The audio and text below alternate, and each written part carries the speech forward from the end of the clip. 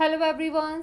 आज की इस वीडियो में हम बात करेंगे कुछ हिस्टोरिकल क्वेश्चन आंसर के बारे में। तो चलिए स्टार्ट करते हैं। सिंधु घाटी सभ्यता में प्रयुक्त लिपि कौन सी थी, यानी which script was used in the Indus Valley Civilisation. तो वो थी चित्रलिपि, जिसे पिक्टोग्राफिक स्क्रिप्ट भी कहा जाता है।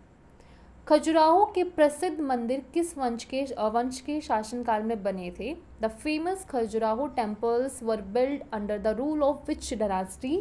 तो उन वंशज का नाम था चंदेल वंश।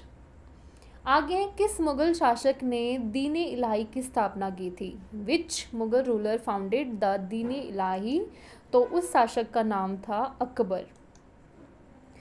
नेक्स्ट क्वेश्चन है, बक्सर की लड़ाई किन के बीच हुई थी। The battle of Buxar was fought between home. तो ये लड़ाई हुई थी अंग्रेज और मीर कासिम, सुजाउद्दौला, शाह आलम द्वितीय के बीच। अगला क्वेश्चन रहेगा, अशोक के शिलालेख किस लिपि में प्रमुखता से लिखे गए हैं। Ashoka's inscription were primarily written in which script. तो वो लिखे गए हैं ब्राह्मी लिपि में। अगला क्वेश्चन रहेगा, संविधान सभा के स्थायी अध्यक्ष कौन थे। Who was the permanent chairman of the constituent assembly. तो उनके चेयरमैन थे डॉक्टर राजेंद्र प्रसाद। भारतीय संविधान में कितने मूल अधिकार है। How many fundamental rights are there in the Indian constitution.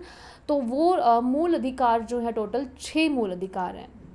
अनुच्छेद 370 किस राज्य से संबंधित था। Articles 370 was related to which state.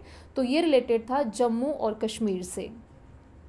अगला क्वेश्चन है, भारत का पहला लोकसभा चुनाव कब हुआ था। When was the first Lok Sabha election held in India. तो ये पहला चुनाव हुआ था 1951 to 52। नेक्स्ट क्वेश्चन रहेगा, भारत का नियंत्रक और महालेखा परीक्षक किसके प्रति उत्तरदायी होता है। The controller and auditor general of India is accountable to whom. तो ये होता है पार्लियामेंट के प्रति।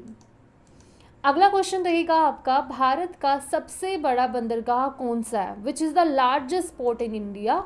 तो ये बंदरगाह है मुंबई का। जी हाँ, जो सबसे बड़ा बंदरगाह माना जाता है भारत का।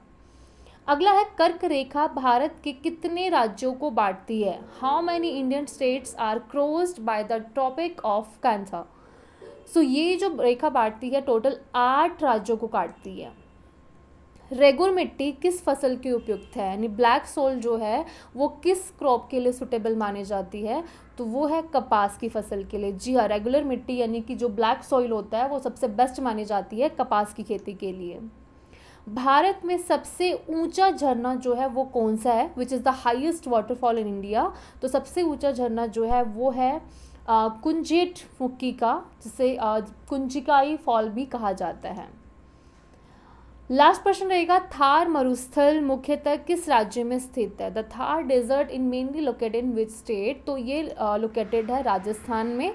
तो आप सभी ने सुना भी होगा थार मरुस्थल का काफ़ी बार नाम, जो कि लोकेटेड है राजस्थान में। तो ये थे कुछ geographical question answer. Hope so ये क्वेश्चन आंसर आपके एग्जाम में ज़रूर हेल्प करेंगे। Thank you so much.